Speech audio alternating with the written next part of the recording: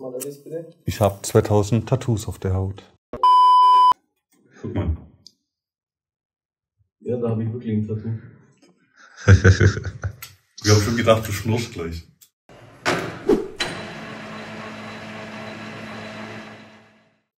Hallo, ich bin Timo von Paulimod und heute wollen wir unsere neue Videoreihe vorstellen, Frag Paulimod. Das heißt, wenn ihr irgendwelche Fragen habt, die euch unter den Fingernägeln brennen, lasst sie uns wissen, schreibt sie unten in die Kommentare rein. Wir werden sie dann dementsprechend beantworten. Aber heute stellen wir die 10 meistgestellten Fragen vor, die ihr uns in den Social-Media-Kanälen oder auch auf einen anderen Wegen habt zukommen lassen, um sie euch peu à peu zu beantworten. Für die erste Frage bin ich in unserem Fachgeschäft, neben unseren Fräsen, weil die Frage lautet, was ist der Unterschied zwischen einem zweischneidigen Fräser und einem vierschneidigen Fräser? Der zweischneidige Fräser, der Langlochfräser, der ist übermittig geschliffen. Damit kann ich beispielsweise eine Taschennut oder eine Nut fräsen. Mit dem vierschneidigen, der 4 Schneiden hat, ganz klar, darum ja auch vierschneidig, fährt man in der Regel von außen an, stellt von außen in der Tiefe zu und fährt dann in das Werkstück rein. Außer, wie bei unseren vierschneidigen Fräsern, einer ist übermittig geschliffen, dann kann man auch mit dem vierschneidigen Fräser eine Taschennut fräsen oder eine normale Nut fräsen und hat auch gleich den Vorteil von einer schönen Oberfläche. Wir haben übrigens auch einen dreischneidigen Fräser im Programm. Der ist auch übermittig geschliffen mit einer Schneide und auch bei dem geht es, dass man im Werkstück in Z eintauchen kann.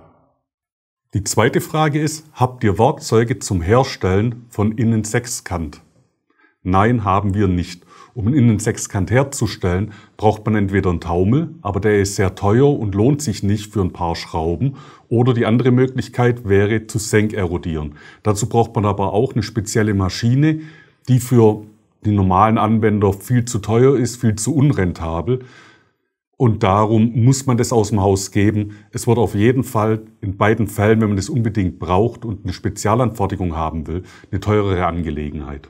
Beim Senkerodieren wird ein Werkzeug, das in etwa dieselbe Form hat, wie das Sechskant, nur kleiner ist, mit Hitze hereingepresst und es wird ausgebrannt. Ganz, ganz einfach ausgedrückt.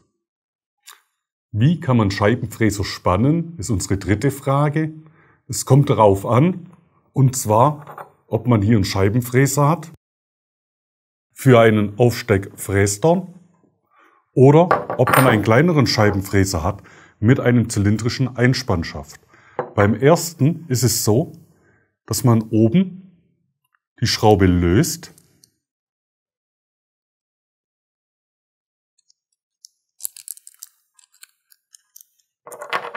sich in etwa den Ring raussucht, der Breite am nächsten kommt.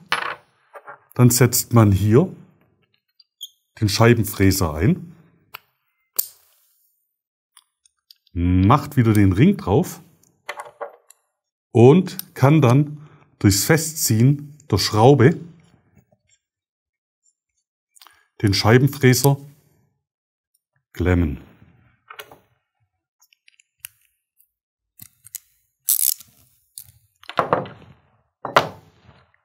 Somit ist der Scheibenfräser fest geklemmt und wir können jetzt unser Werkstück bearbeiten. Eine andere Möglichkeit ist natürlich, wie ich gerade gesagt habe, dass man über den zylindrischen Einspannschaft den Fräser in die Spannzange setzt. Wir setzen die Spannzange in die Überwurfmutter, setzen den Fräser ein, schrauben das gesamte System in die Spannzangenaufnahme, drehen es fest und haben das gespannt. Und somit können wir jetzt auch wieder unser Werkstück so bearbeiten, wie wir es bearbeitet haben wollen. Die vierte Frage heißt, können wir in Kleinfräsmaschinen auch Walzenstirnfräser einspannen?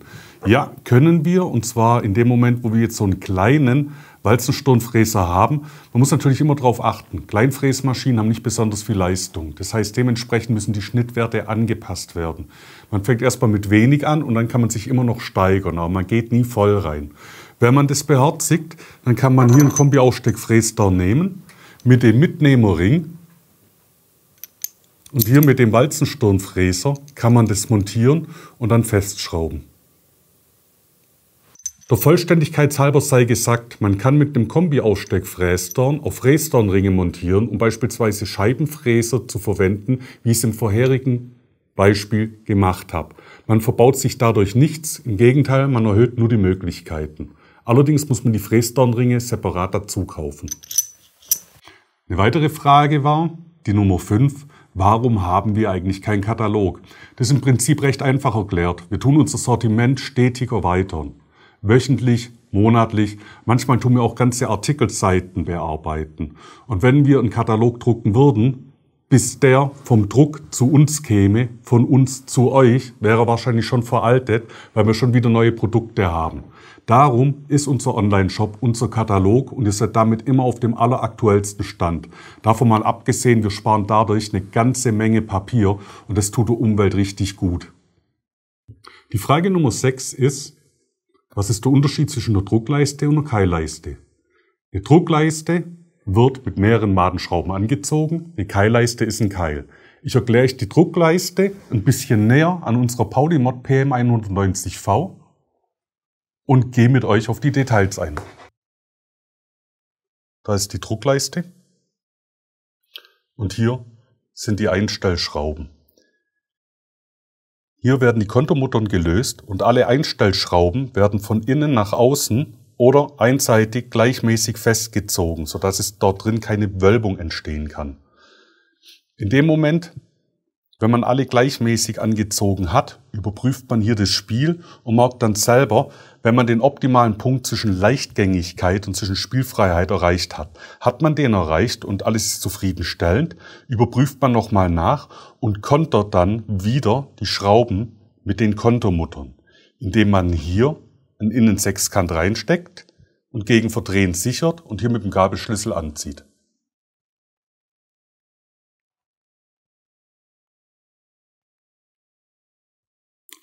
Keilleisten sind an den höherwertigen Maschinen verbaut und wie es der Name schon sagt, ist das ein Keil. Man hat nur vorne und hinten eine Schraube. Man schraubt eine Schraube locker, um mit der anderen nachzustellen und mit der nächsten wieder zu kontern oder umgekehrt. Damit kann man ruckzuck eine optimale Einstellung einstellen und ist natürlich ein Zeitersparnis und gibt auch ein schöneres, gleichmäßiges Bild ab, weil der Keil einfach immer sauber anliegt. Die 7. Frage ist, was ist der Unterschied zwischen einem Werkstück-Nullpunkt und einem Werkzeug-Nullpunkt? Beim Drehen wird das Werkstück in die Spindel eingespannt. Mit dem Drehmeißel selber fahre ich erst auf Z, streife das Werkstück, werde es dann nullen und dann fahre ich auf X, streife das Werkzeug und null es auch. Und somit haben wir hier an der Kante den Werkstück-Nullpunkt. Der Werkzeug-Nullpunkt ist hier die Spitze.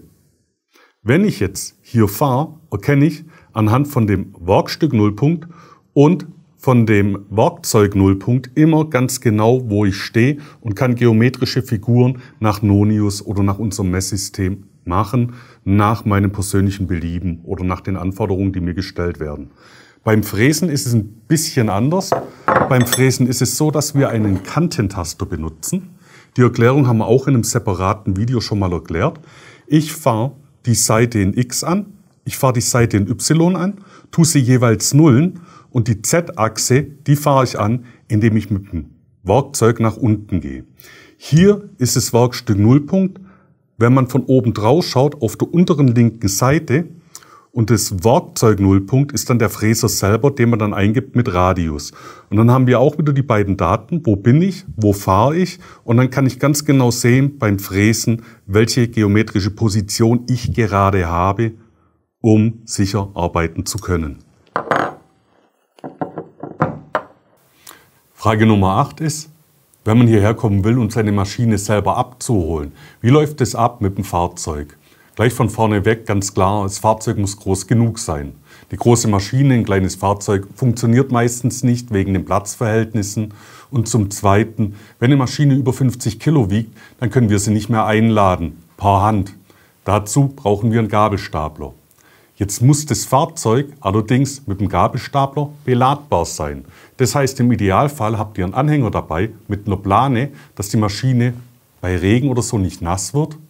Oder ihr holt euch einen Transporter, der entweder eine Schiebetüre hat, die groß genug ist, dass man die Maschine einladen kann, oder hinten Hecktüren hat, dass man mit dem Gabelstapler von hinten einladen kann. Die Ladefläche muss eben sein und die Heckklappe darf nicht oben angeschlagen sein, weil durch die ausstehende Heckklappe kommt der Gabelstapler gar nicht so tief in das Fahrzeug rein, dass er es abladen kann. Darum ist so ein klassischer VW-Bus in einer Wohnmobilausstattung mit einer Heckklappe oben angeschlagen leider nicht geeignet, außer er hat eine Schiebetür, die groß genug ist, wo dahinter jetzt auch kein Mobiliar steht, dass man die Maschine platzieren kann. Bitte messt es vorher aus, im Zweifelsfall ruft einfach an, aber man kommt nicht auf die Ideen, wie wir es auch schon hatten, dass man sagt, ja, die Maschine passt rein in den Kombi, ihr müsst sie uns nur reintragen und es ist eine Maschine um 130 Kilo und dann wollen auch noch die Leute, dass man das um 90 Grad verdreht, weil es ausgemessen so reinpasst. Das kann deshalb nicht funktionieren, weil die Maschinen unten am Boden mit 2 Schrauben gesichert sind gegen Verrutschen. Wenn man die aber dreht um 90 Grad, würden die Schrauben aus der Box unten, aus dem Boden rausreißen, die Maschine wird zur Seite fallen und wäre kaputt. Das wollt ihr nicht, das wollen wir nicht. Darum bitte achtet darauf, dass das Fahrzeug beladetauglich ist. Wir haben auch Hinweise bei uns im Online-Shop, könnt ihr euch gerne anschauen. Habt ihr mobile Servicetechniker? Nein, die haben wir nicht. Wir technischen Verkäufer, wir haben mindestens alle eine abgeschlossene metalltechnische Ausbildung, manche sogar mehrere.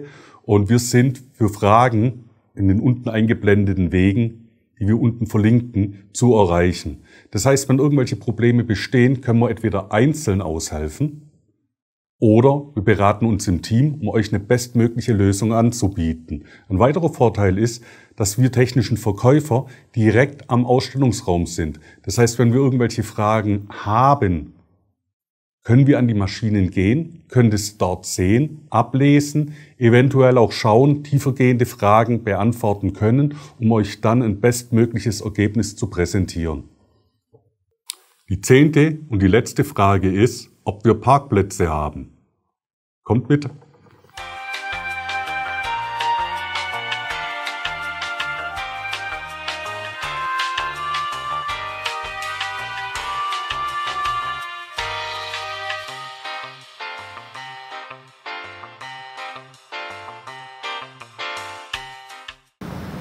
Direkt neben dem Eingang von unserem Fachgeschäft findet ihr unseren Hof mit den Kundenparkplätzen.